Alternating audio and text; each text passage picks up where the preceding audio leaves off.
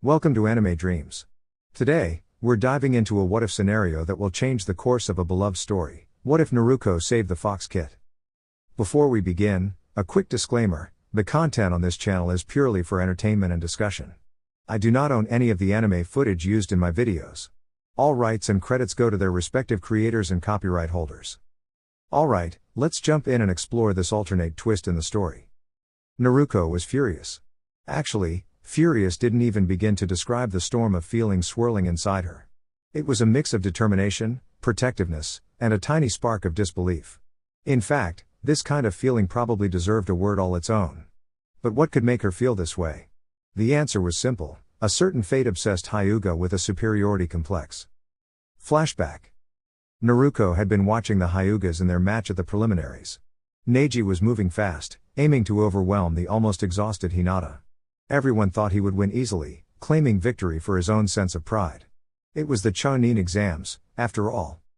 Suddenly, Neji's strike was blocked, not by Hinata, but by someone else. Everyone froze. It took a moment for the truth to sink in. Naruko, the underdog, blocked the Juken? Murmured the crowd in shock. Even Shino, usually calm and observant, couldn't hide his surprise. How could Naruko use the Juken without even having a Byakugan? Naruko's eyes met Neji's, steady and unwavering. And for the first time, Neji felt a pause, a hesitation in his movements. His gaze flicked over to Hinata, who was barely standing, staring in absolute amazement at her friend. In a clear and commanding voice, Naruko said, "The match is over, Neji. Step back. Now."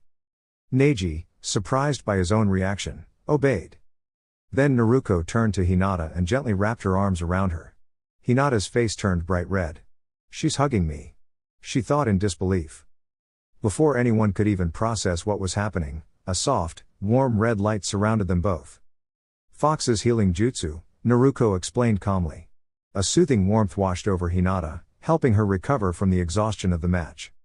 Naruko then faced Neji once more, her voice firm but fair. "Neji Hyuga, I find you guilty of trying to harm Hinata. As a friend and fellow ninja, I will make sure you understand the importance of kindness and respect." And with a graceful swirl, Naruko disappeared in a puff of shimmering smoke, leaving a sense of calm and awe behind her.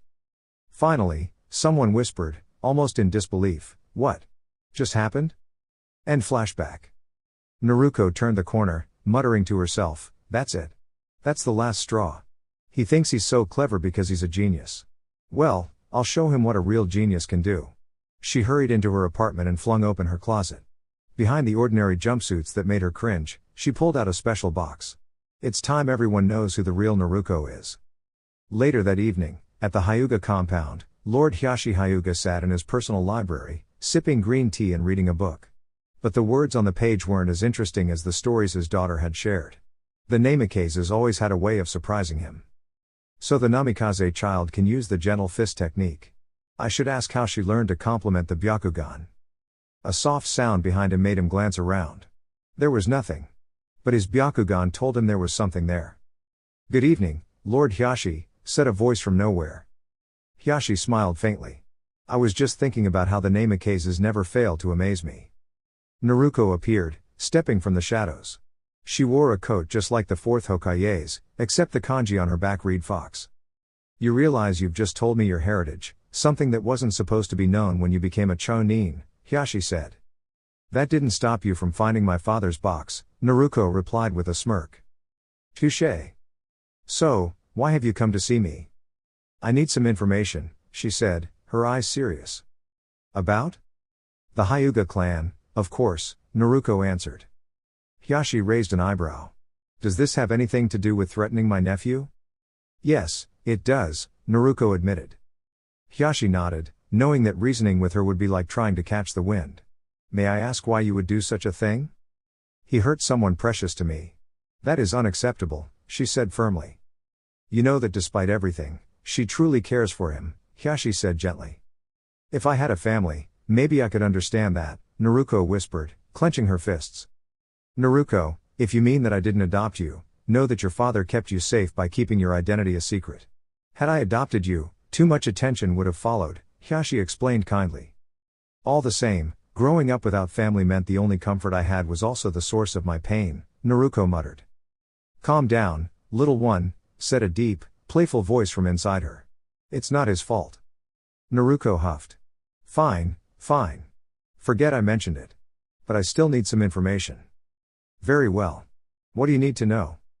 About Neji, why he is so obsessed with fate and always acts so self-important. Hyashi's expression softened. Ah, now that's a story. He told her about Neji's father and the history of the two brothers. Naruko listened quietly, absorbing every word. When he finished, he asked, Is there anything else you require? Yes, she said. I'll need some of your gentle fist scrolls. Hyashi smiled. And you know the gentle fist is a secret of our clan. Well, I will be part of the family eventually. Your daughter will accept me, and I already know the basics, Naruko said with a confident grin. So you've heard about that?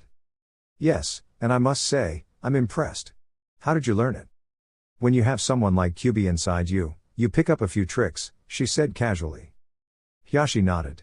The library is yours to use anytime, Naruko, and of course, you may wear that coat.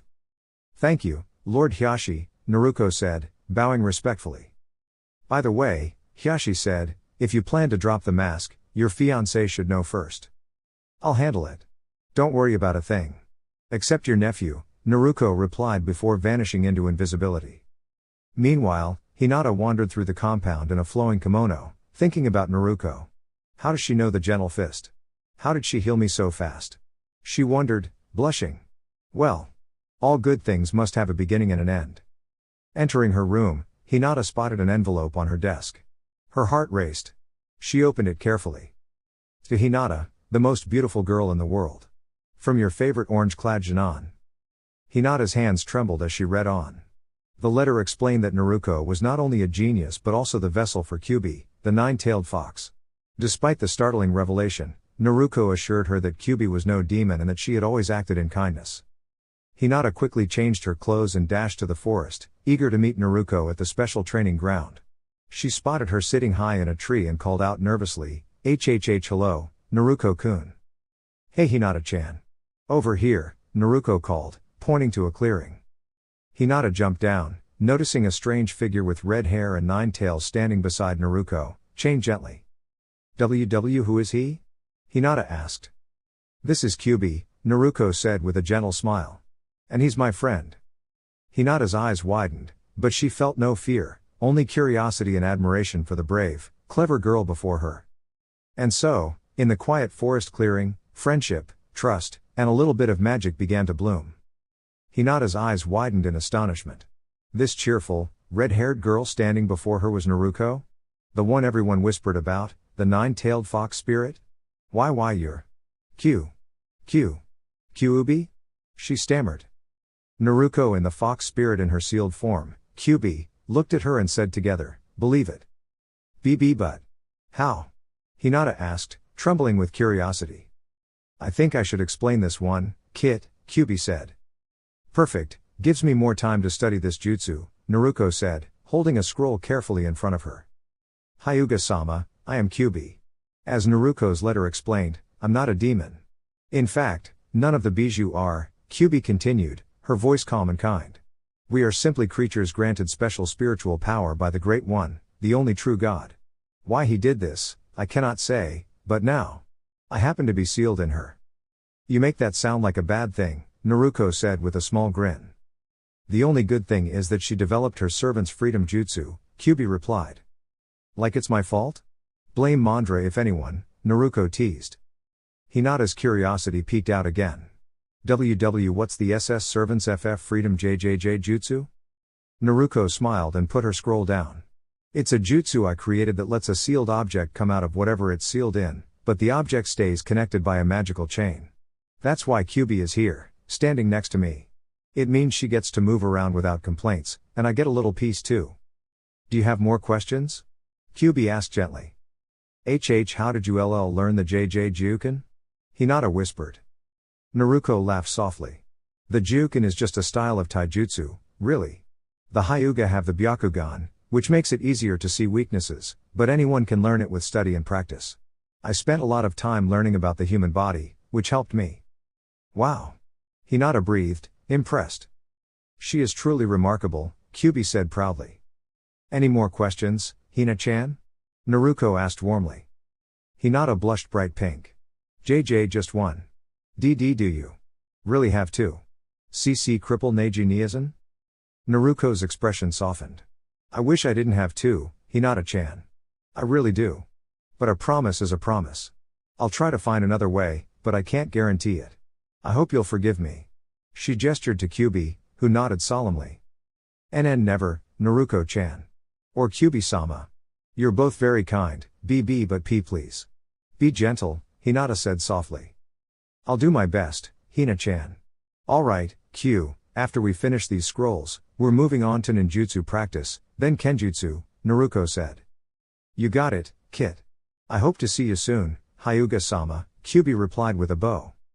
GG goodbye, Naruko-chan. I'll see you at the finals, Hinata whispered. Bye, Hina-chan. I love you, Naruko said, making Hinata swoon and faint. Over the next 2 weeks, Naruko trained tirelessly. She and Kyubi perfected a chain and sword style, blending clever moves with powerful, graceful attacks. Naruko also worked on combining her taijutsu styles, creating a brand new technique called Kyuubiken, or Nine Tails Fist, which merged her fist techniques with the spiritual energy from Kyubi. One day, she visited Team Guy's training ground and asked Guy Sensei to watch her style. Guy jumped with excitement, shouting about the bright flames of youth, which inspired Naruko to refine her style even further. After seeing her techniques, Guy could only gape in amazement. Even with all her hard work, Naruko knew there was more to learn. She pulled out her father's box, carefully examining scrolls containing the Rasengan and Hiraishin no Jutsu. With patience and determination, she realized she could practice the Rasengan, though Hiraishin was still far beyond her reach. The final week was devoted to seals. Kyubi, however, seemed distracted. At first, Naruko let it slide. But on the third day, her patience ran out. Q. Pay attention. AHHH. Kyubi yelped, landing face first in the dirt. Naruko helped her up. I'm sorry, kid. I was thinking about that Gaara kid, Kyubi admitted. You mean the Sanjin Churiki? Naruko asked. Is there another Gaara nearby? Kyubi replied. Not likely. So, what about him? Naruko pressed.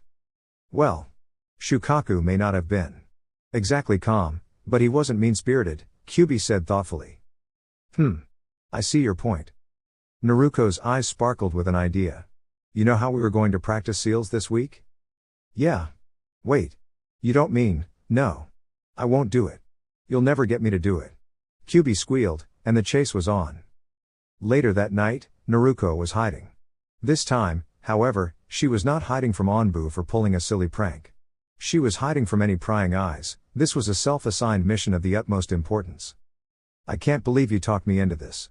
Naruko muttered to herself. Trust me, kid. She will thank you for the rest of her life for this, a quiet voice replied. Naruko sighed. This was going to be a big job. Gaara sat slumped in the musty old recliner. He hated his life.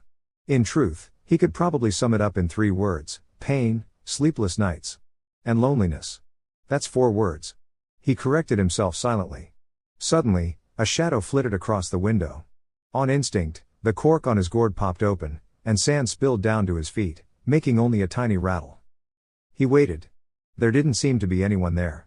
Then he heard it, so light it could have been the wind itself, a single word floating to his ears. Gaara. He strained his ears, wondering if he was imagining things. Gaara. There it was again. The wind was calling him. Maybe all those nights spent staring at the ceiling had finally gotten to him. Gaara, listen to me. There is a girl, just like you. Meet her in the forest tomorrow, and you will find something you have been longing for. What will I find? Gaara asked aloud, though in his head he thought, now I'm talking to the wind. I must really be losing it. Then the wind whispered a word he thought he would never hear. You'll find a friend.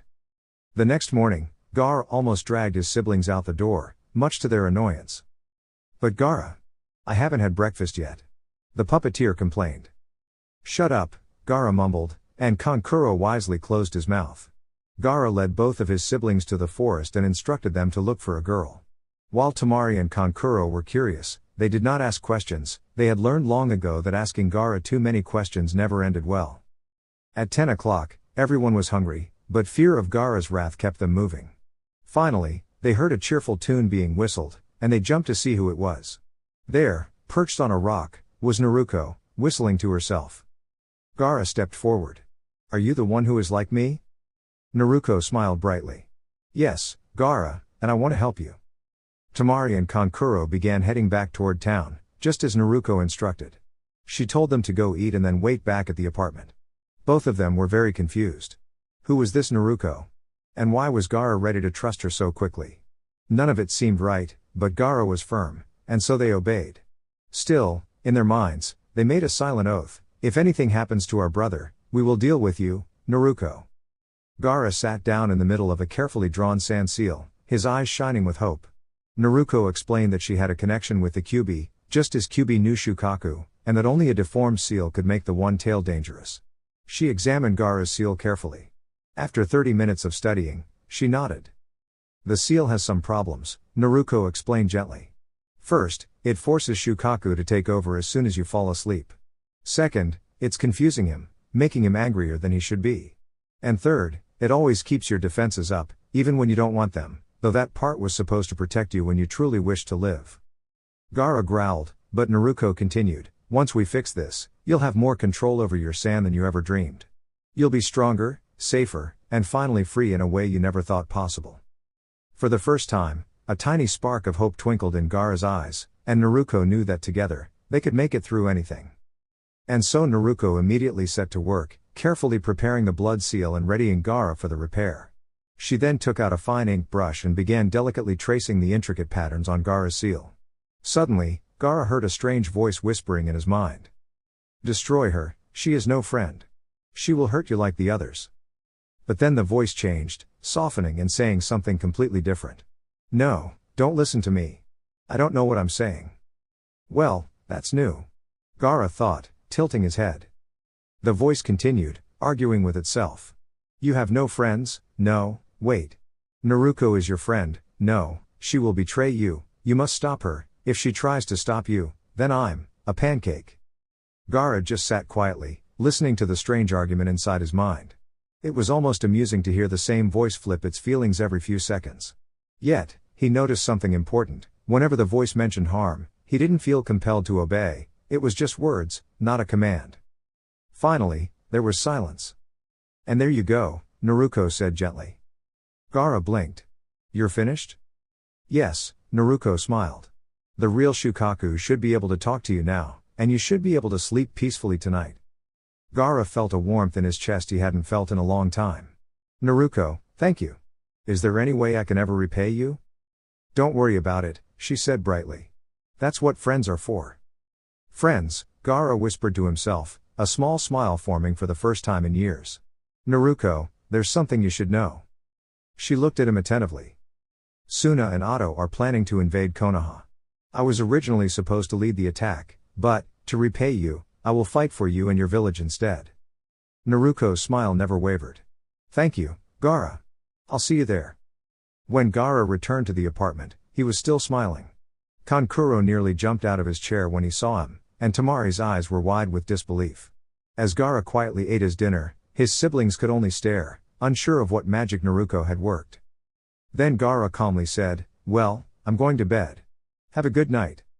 Tamari and Kankuro exchanged nervous glances, both imagining a fearsome sand monster creeping into their rooms. But when they finally got up to check, they were surprised to see something completely unexpected: Naruko, a peaceful smile on her face, sleeping quietly on the couch.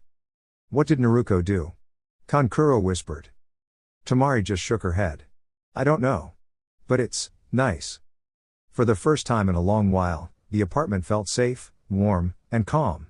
And in that quiet night, Gaara slept soundly, knowing he had found a true friend. Anxiety hung over the Chunin exam finals like a gentle fog over a quiet bay. Everyone was buzzing with curiosity about Naruko. Almost nobody had seen her during the last month, but after the Jukin strike incident, everyone was eagerly waiting for her appearance. Hinata sat next to her father and her sister, eyes wide with anticipation. Then she heard a soft, airy voice, like the whisper of the wind. "Hinata, I'm glad you could make it. Wait until you see the entrance I'm going to make." It seemed to be whispered directly into her ear, yet no one was there. She waited, captivated. The protector was poised, ready for Naruko to appear. Neji smirked, thinking, so the underdog didn't even show up? Perfect for me. But as soon as he thought the word underdog, memories of Naruko deflecting his attack with a Juken strike returned to him. He wouldn't admit it to anyone, not even himself, but a flicker of unease shivered down his spine. Slowly, a mist crept into the arena, barely noticeable at first. Then it thickened, covering half the floor until no one could see. Neji activated his Byakugan, but saw nothing. Suddenly, a booming voice rang from the mist. Neji Hyuga. Shivers ran down his spine. On the charge of unfair arrogance, you have been found guilty. Your punishment shall be. The mist cleared. In its center stood a young ninja, but she looked entirely different. She wore a flowing coat, reminiscent of the legendary Yondaime, with the kanji for fox stitched on the back. At her side hung a katana in a sleek onyx scabbard, etched with 2 red foxes. Her outfit was a white shirt with a bright red spiral on the front, black pants, and black ninja sandals. Neji Hyuga, she called, her voice confident, today I face you not as Naruko Uzumaki, but as Naruko Namikaze, daughter of Minato Namikaze, Konoha's Yellow Flash. Neji almost laughed. This timid, overlooked girl was the child of the famous Yondaime? You? Yondaime's daughter? Really? Naruko smiled. You may not know who I am, Neji, but I know who you are. Neji frowned. And what do you know about me? I know plenty. Naruko's voice was calm, yet carried the weight of understanding. Neji Hyuga, age 13, eye color, white, hair, black, birthday, July 3rd, birthplace, Konoha, rank, Junon, hobbies, meditation. You are the #1 rookie of your class, considered the most talented of all Konoha Junon. Until today. You are stubborn, hot-headed, and have a superiority complex that even dwarfs the pride of your clan. Neji blinked, impressed despite himself. Most of it was true. There's more, Naruko continued. You believe you've suffered because of your father's absence. But suffering isn't about what's missing, it's about what you never had the chance to see. Suffering is never truly knowing your parents. Suffering is not having someone to comfort you when you are scared as a child. You have memories of your father. I didn't even know my parents' names until I was 8. I have felt the world's mistrust, even hatred, since I was born. You think you understand suffering? You haven't even begun to grasp it. Silence swept the arena. Many spectators stared at Naruko in awe. Adults who had been harsh toward her looked thoughtful. Even Neji's eyes widened. So, Neji, Naruko said, stepping closer, prepare yourself. True understanding awaits. The protector signaled the start. Neji activated his Byakugan and slipped into the Juken stance. But something was wrong, he could see no chakra points, no flow of energy. Naruko grinned. Weird, isn't it? My first gift from my parents hides me completely, even from Byakugan. Cool, huh? Neji's strategy was ruined. Without seeing her chakra, her defenses were invisible. He lunged, but Naruko was already moving. She dodged his palm strikes with ease, appearing here, then vanishing into mist, then there again. You see? Naruko called. Without your Byakugan, we can have a fair Juken match. Neji charged, striking with full force. Naruko sidestepped, then gently tapped his leg. Neji yelped, clutching it. You're in my field of divination now, Neji gasped. Haki Rakujuion Sho. Hakushu Kaiden. Naruko's voice rang clear. The crowd gasped. She had learned it too? Before Neji could recover, she spoke softly, earth-style, gentle bind. Stones rose like invisible arms, gently holding Neji in place. Neji, this is your chance. Apologize to Hinata. Neji shook his head. Why should I? The gentle bind shifted, not hurting, but giving him a glimpse of empathy. A quiet sob escaped him. No tears yet, Naruko said kindly. You won't cry until you see your own heart clearly. Neji stared, understanding something new. He whispered, please. Guide me. I will, Naruko said, her hand glowing warmly. From this day forward, Neji Hyuga, I release your anger. And show you your true self. Memories flooded his mind, not scary, not cruel, just clear. He saw himself as he truly was, flaws and all. And for the first time, he felt free. Will you promise me this, Neji? Naruko asked. Yes, he said, dazed but sincere. The seal that had burdened him for years faded completely. Neji cried, not from pain, but from gratitude. He understood kindness, mercy, and that everyone deserves a chance to change. Thank you, Naruko, he whispered. Naruko smiled. I'm glad someone understands. Now go, live your life fully. The medic nin carried her off, and the crowd cheered, match winner, Naruko Namikaze. Even as the applause washed over her, Naruko's voice whispered, nearly invisible, there's more work to do. And more friends to help. She rippled into invisibility, creating hundreds of playful clones, sending them into the crowd to surprise her friends. She leaned close to Gaara and whispered, "Can you hear me?" Gaara nodded, smiling. "Yes." Naruko grinned. "Good. Adventure awaits." Good. Right now Naruko had found someone who seemed tricky to deal with. She turned to her friend Gaara and asked, "I've spotted a problem, will you help me?" Gaara didn't need much convincing, but the gentle wind spirit inside him whispered encouragement anyway. "We must help the wind." "Yes, we must help Naruko," he said softly. Nodding in agreement, Gaara and his spirit decided together to assist. Just then, behind the Kazekage, a tiny puff of magical smoke appeared. "One thing you should know," the smoke whispered, "my friend is pretending to be the Kazekage."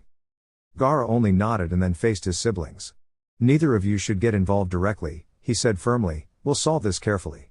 Both of them nodded quietly, trusting him. Suddenly, the Kazekage floated gently to the arena floor with a startled yelp. "What's happening?" cried Sarutobi. Then something unexpected occurred. The face of the Kazekage seemed to lift like a mask, revealing the true identity beneath. It was Orochimaru, staring back at himself. But what caught Naruko's attention wasn't fear, it was a glowing red chain linking Orochimaru to a fiery, magical aura behind her. "My father's special friend, Kyubi," Naruko said calmly, turning toward Orochimaru. "You remember Kyubi, don't you? Because she remembers you. And how you tried to cause trouble for my friends," Naruko continued gently. "You've caused confusion, but now it's time to make things right." Orochimaru tried to respond, but Naruko and Kyubi shared a knowing smile, laughing quietly together. "What's so funny?" he asked, curious. Naruko tilted her head and said brightly, "Why don't you ask your teacher?" Orochimaru looked puzzled. Then Naruko spoke clearly for everyone in the arena to hear. "No one here is a demon or a villain. Bijou are magical, intelligent creatures with hearts of gold, just like Kyubi here. Believe in their goodness, and they'll believe in yours." The crowd gasped in surprise, realizing the truth in her words. Naruko grinned. "And as for you," she said, pointing toward Orochimaru, "we have a special surprise." With a flick of her hand, Naruko and Kyubi created a colorful ribbon of magic that twirled around Orochimaru, not to hurt him, but to gently lift him into the air in a playful dance. "Now it's time for some fun," Naruko said, eyes sparkling. And then, in a completely unexpected twist, Naruko and Kyubi began to sing. Yondaime, Yondaime, Yondaime. Minato Namikaze. Spread kindness and joy today. And laugh all the way. The crowd couldn't help but giggle as Naruko jumped and twirled, Kyubi spinning alongside her, while Orochimaru found himself laughing too, swept up in the magical moment. "Now for the second verse," Naruko shouted cheerfully. "Hooray, hooray, hooray. Naruko Namikaze. Spreads happiness far and wide. And dances every day." Even Gaara joined in, sending gentle sand ribbons into the air that shimmered like glitter. Anyone who had been worried about trouble now cheered instead, amazed at how joy could solve a problem better than anything else. Orochimaru, finally calm, nodded with a smile. I think I understand now," he said. Naruko floated down and placed a hand on his shoulder. "See? Life is full of challenges, but kindness and laughter can turn even the trickiest problems into something wonderful." The arena erupted with cheers. Friends, family, and magical creatures alike all joined in, celebrating not a battle, but the magic of cooperation, friendship, and joy. And from that day on, Naruko was remembered not only as a brave ninja but as a magical friend who could turn any challenge into a playful adventure filled with laughter, music, and heart. Dear YouTube family, this is all for now.